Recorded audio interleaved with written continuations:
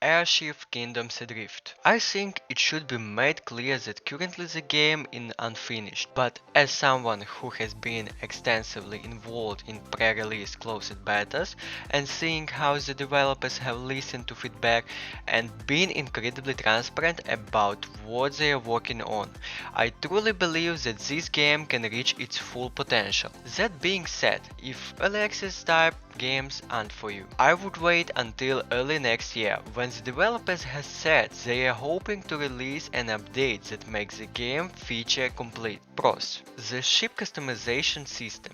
It is full of different trade-offs, and that makes it exciting, and there are many different ways to outfit your ships. That also these decisions don't make a difference to how your ship looks, they do drastically change how it performs. This doesn't make buying the new different ships absolute true. Different airframes have different stats, so a military style frigate will never be as good at ferrying cargo as a purpose-built freighter, but you can give it a good go. The combat system is incredibly fun, and this links heavily into the aforementioned customization system. Do you want to build a ship that uses speed and long-range weapons to hit enemies from a distance, or do you want to build a brazier that uses short-range cannons and heavy ammo to get into range and blast the enemy to smithereens? Both approaches are possible, and whole myriad of approaches in between. Oh, and combat sometimes starts off with a bit of trash talk before the fight, which I enjoy. The lore for this game is incredibly deep and speaks to ambition of the development team for where they want to eventually take this game. It's not incredibly well integrated into the game at the moment, you have to look for it, but it is there and I do recommend it looking.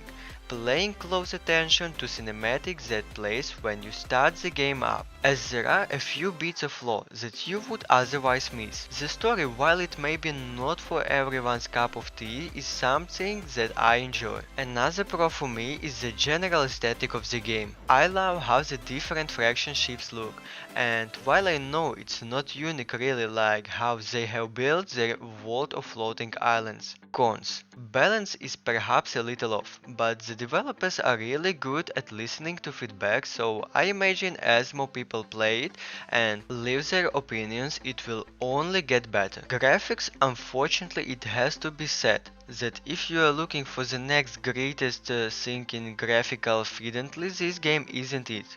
While sometimes the game can get you caught up in that moment and having you go, "Whoa, my ship looks really cool in this sunset," in reality, it doesn't actually look that good. That being said, criticizing the graphics is quite harsh considering that is a very ambitious game, and personally I'm glad they have put effort into other parts of the game, instead of focusing on graphics and having to reduce the scope of the game. There is also a certain level of roughness about the game, and I can imagine this will fluctuate as the developers add new features to the game and polish exciting features. So as I said earlier, if you don't like playing early access games, you should probably wait. Finally, there is also the optimization issue. The game at the moment is a bit of resource hog. Through most of these problems can be fixed by turning down the graphic settings. Overall,